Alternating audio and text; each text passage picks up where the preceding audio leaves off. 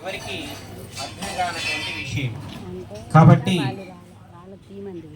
సంకీర్తనతో పాటుగా సత్సంగము మనము ప్రతి కార్యక్రమంలో జరుపుకుంటూ మన యొక్క హృదయంలో ఉన్నటువంటి మలినాన్ని తొలగించుకుంటూ మనందరము ముందుకు వెళ్తున్నటువంటి సందర్భము. అలాగే ఈ రోజున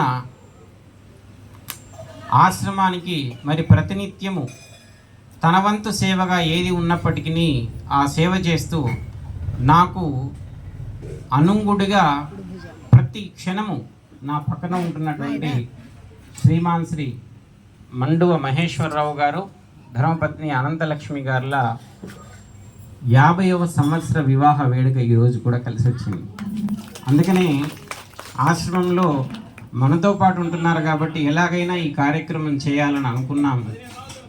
అది చెప్పగానే వారు కూడా సరే స్వామి చేద్దాము, పునర్వసు నక్షత్రం కలిసి వచ్చింది, శనివారము భజన, అంతకంటే కావాల్సింది ఏముందన్నారు.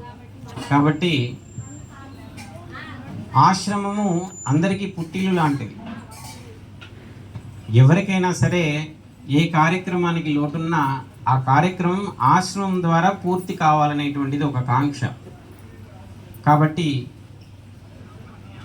జబ్ తక్ జిందగీ రహేగా తబ్ తక్ పుర్సత్ నహీ మిలేగా కామ్ సే.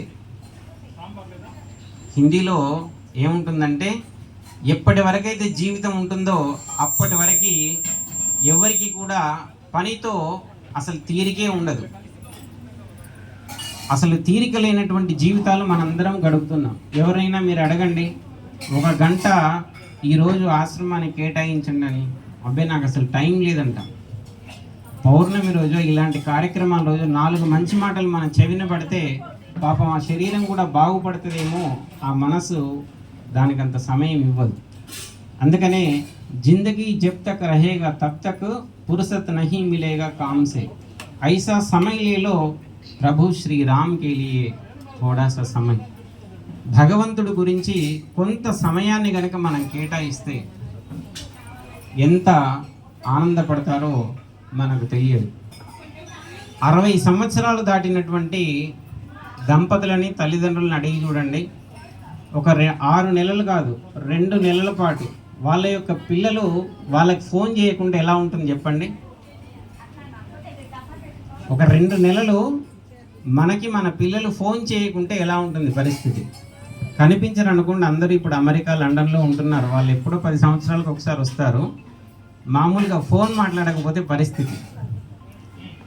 అలాగే భగవంతుడి గురించి కూడా మనం సమయం కేటాయించకపోతే అలా ఉంటుంది పరిస్థితి భగవంతుడికి.